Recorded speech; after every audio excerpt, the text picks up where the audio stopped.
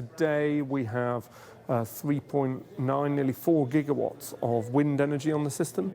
In the National Grid's control room, they are facing huge challenges as the UK moves away from fossil fuels. In particular, too many renewable energy projects are waiting too long to connect to the grid, stuck in an old-fashioned queuing system. This has to change, says the system operator, promising that stalled energy projects getting in the way will have to make progress or give up their place in the line. I think we're trying to grab the issue by the scruff of the neck to say, absolutely, we've got to, for the interest of Britain, both in terms of decarbonisation and climate change, but also in terms of energy security. We think we need these reforms in place, and we need people to sort of look at it really, really seriously and move really, really quickly. We haven't got time now to wait around. It is a critical situation. As more people switch to electric cars and heat pumps for homes, demand for electricity could double by 2035.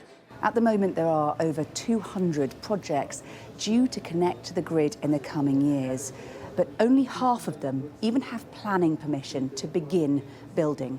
That backlog means that projects applying to connect to the grid today are being told they're going to have to wait until the next decade to do so.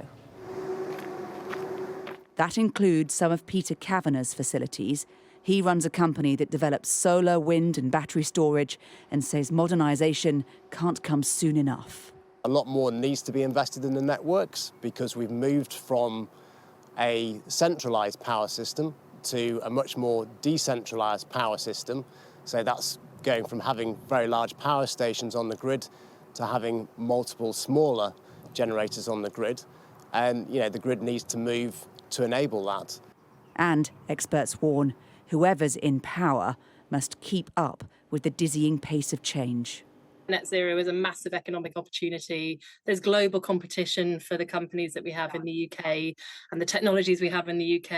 And if they don't sort this out, this government and the next government will suffer economically for not having done it, because we'll lose the investment and we'll lose the technologies of the future. High stakes as the complicated transition to clean power continues. Hannah Thomas-Peters, Sky News.